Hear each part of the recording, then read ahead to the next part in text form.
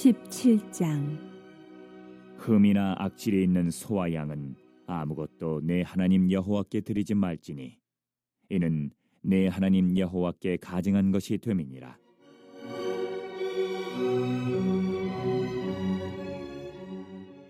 내 하나님 여호와께서 내게 주시는 어느 성중에서든지 너희 가운데에 어떤 남자나 여자가 내 하나님 여호와의 목전에 악을 행하여 그 언약을 어기고 가서 다른 신들을 섬겨 그것에게 절하며 내가 명령하지 아니한 1월 성신에게 절한다 하자.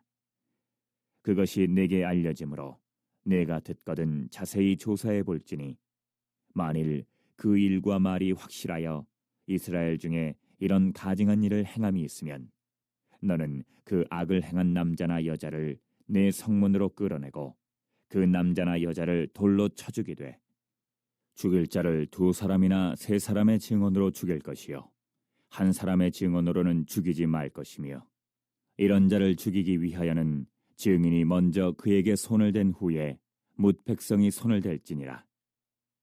너는 이와 같이 하여 너희 중에서 악을 제할지니라. 내 성중에서 서로 피를 흘렸거나 다투었거나 구타하였거나 서로 간에 고소하여 내가 판결하기 어려운 일이 생기거든 너는 일어나 내 하나님 여호와께서 택하실 곳으로 올라가서 레위 사람 제사장과 당시 재판장에게 나아가서 물으라.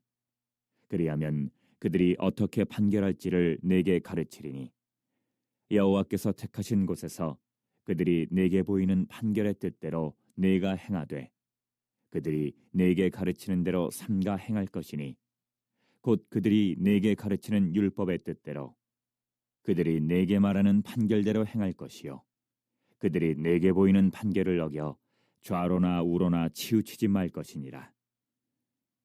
사람이 만일 무법하게 행하고 내 하나님 여호와 앞에 서서 섬기는 제사장이나 재판장에게 듣지 아니하거든 그 사람을 죽여 이스라엘 중에서 악을 제하여 버리라.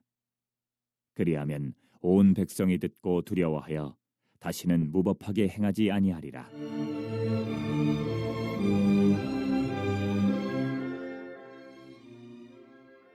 내가 내 하나님 여호와께서 내게 주시는 땅에 이르러 그 땅을 차지하고 거주할 때에 만일 우리도 우리 주위의 모든 민족들 같이 우리 위에 왕을 세워야겠다는 생각이 나거든 반드시 내 하나님 여호와께서 택하신 자를 내 위에 왕으로 세울 것이며 내 위에 왕을 세우려면 내 형제 중에서 한 사람을 할 것이요 내 형제 아닌 타국인을 내 위에 세우지 말 것이며 그는 병마를 많이 두지 말 것이요 병마를 많이 얻으려고 그 백성을 애굽으로 돌아가게 하지 말 것이니 이는 여호와께서 너희에게 이르시기를 너희가 이후에는 그 길로 다시 돌아가지 말 것이라 하셨음이며 그에게 아내를 많이 두어 그의 마음이 미혹되게 하지 말 것이며 자기를 위하여 은금을 많이 쌓지 말 것이니라.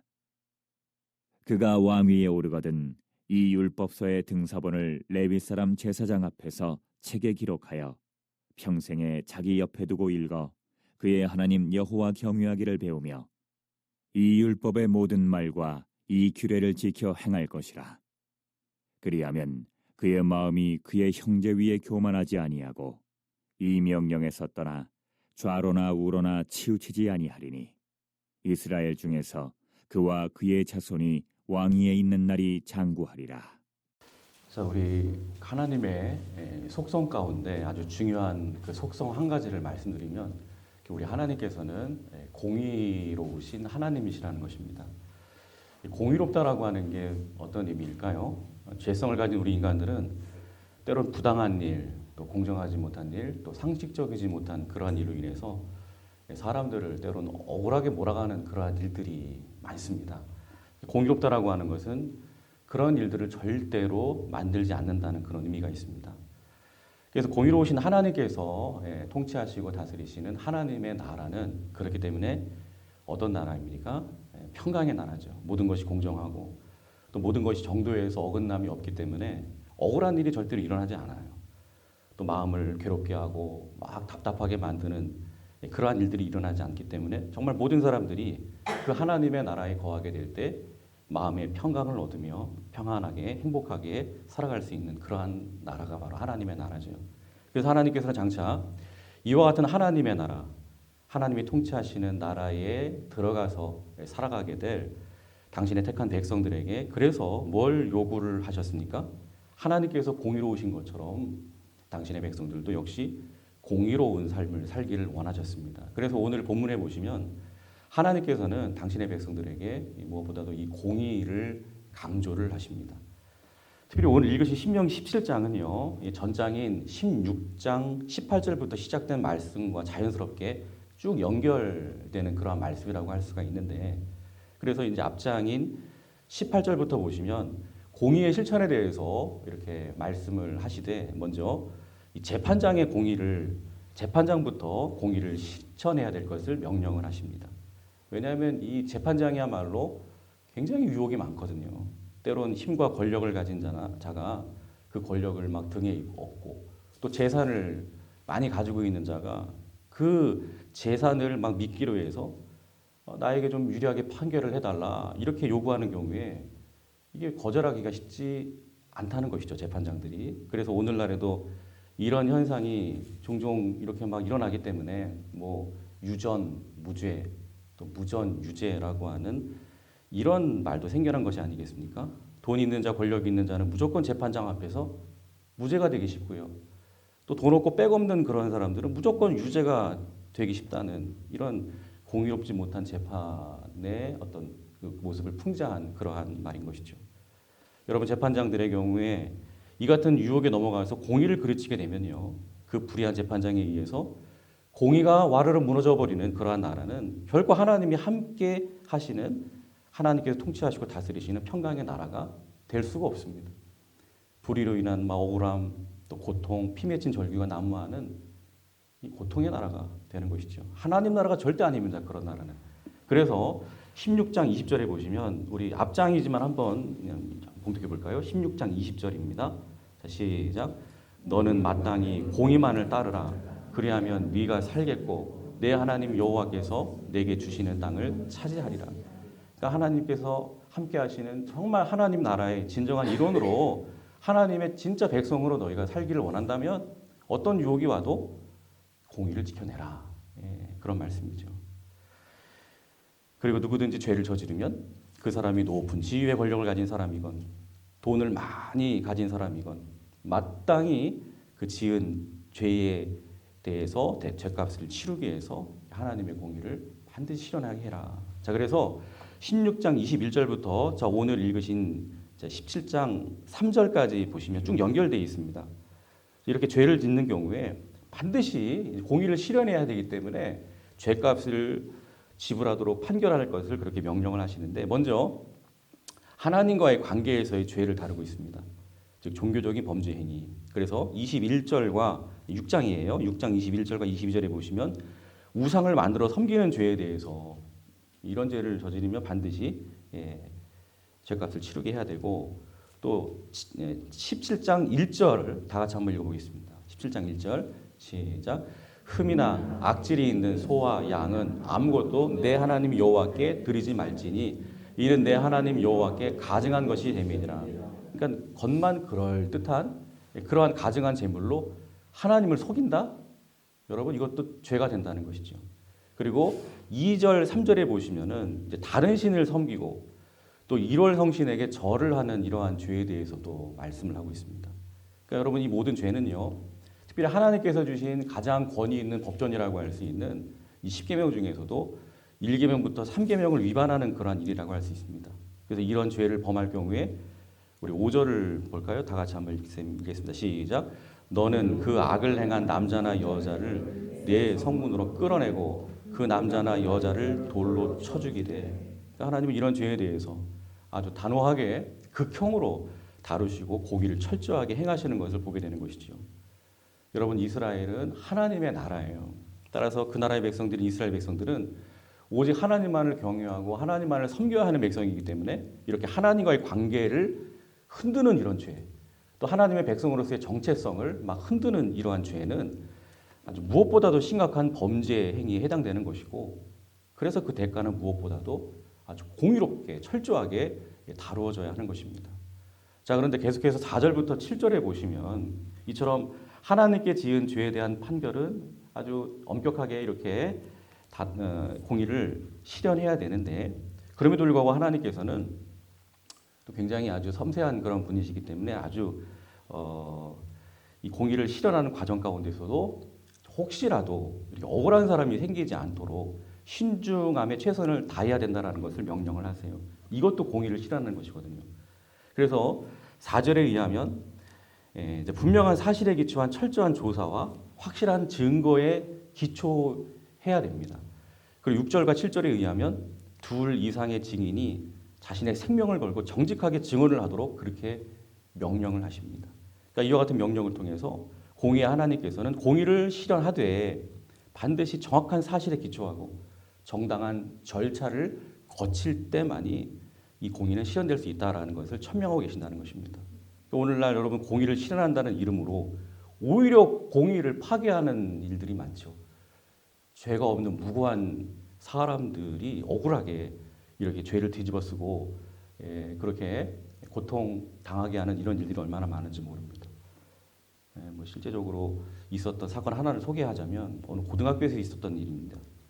자율학습 시간에 이 학생들이 무단으로 학교 담을 넘어서 외출을 시도했다가 이를 책망했다는 그러한 이유로 그 책망한 선생님에 대해서 이 학생들이 악감정을 품고는 그 선생님이 여학생을 성추행했다 이런 식으로 무고를 했다 그래요. 그래서 그 선생님은 경찰 조사를 받게 되었고 아무리 아니라고 그렇게 하소연을 해도 결국 재판에 정식으로 기소가 되어버렸습니다. 안타까운 것은 자신을 바라보는 뭐 동료 교사들의 그 매서운 의심의 눈초리, 또 정죄의 이 모든 사회적인 시선 속에서 매장을 당해가지고 결국 자신의 이 교사 생활 다 끝나버릴 것이고 인생도 끝나버릴 것이라는 절망 속에 시달리다가 이분이요 스스로 목숨을 끊었습니다. 또 나중에 알고 보니까 이 학생들이 장난삼아 무고한 거예요. 장난삼아. 이게 드러났어요. 여러분 이런 거는 결국 공의의 실현이 아니죠. 오히려 하나님의 공의를 파괴하는 행위인 것입니다. 그러니까 공의 실현이라는 이름으로 이런 어처구니 없는 이러한 사태가 발생하지 않도록 그래서 하나님께서는 철저한 사실 확인, 철저한 확실한 증거에 기인하여서 공의를 실천할 것을 명령을 하신 것이죠. 여러분 이 땅 가운데 공의를 실현해야 하는 하나님의 백성들인 저와 여러분들은 그래서 늘 신중해야 될 줄로 믿습니다. 사회에서나 교회에서나 뭐 가정에서나 뭐 사람들이 다 그렇다고 그렇게 말을 해도 쉽게 우리가 동조하면서 휩쓸리면서 판단하면 안 됩니다.